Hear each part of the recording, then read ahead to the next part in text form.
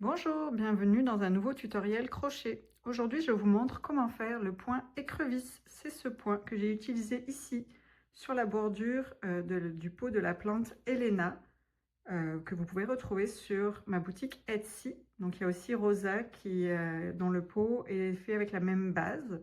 Donc ça permet d'avoir des jolies finitions de bordure pour les pots. J'ai également utilisé ce point sur le panier de Pâques, des petits joufflus de Pâques. Donc vous voyez ici, ça donne aussi un joli effet de bordure sur un panier. Donc je vous montre de suite comment on fait. Donc vous voyez ici, je refais un petit pot, mais ici avec du fil rose. Donc c'est un fil acrylique. Puis j'utilise un crochet 3 mm, mais vous pouvez le faire avec tout type de fil et tout type de crochet.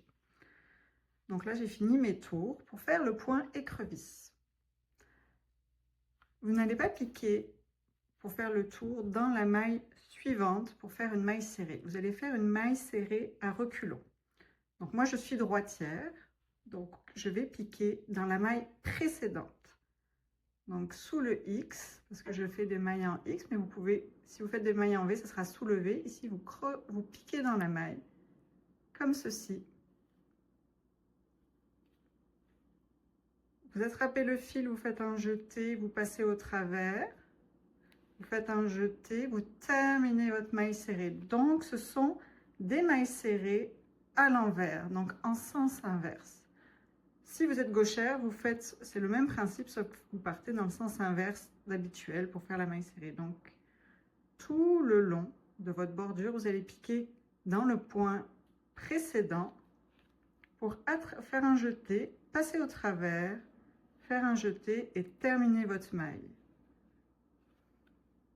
Je vous remontre, donc dans le point précédent, on pique, on va chercher le fil, on fait un jeté, on passe au travers, on termine notre maille serrée. On pique dans la maille précédente, on va chercher notre fil, on passe au travers, un jeté, on termine. On pique comme ceci et on fait ça tout le tour, donc tout le long de la bordure. Donc là, je travaille en rond, donc ce sera tout le tour, mais si vous travaillez en rond, c'est le même principe. Vous piquez dans la maille précédente, vous allez chercher le fil, passer au travers. Je vais juste enlever ceci ici, voici. Donc, dans la maille précédente, on fait un jeté, on passe au travers, on fait un jeté dans les deux brins.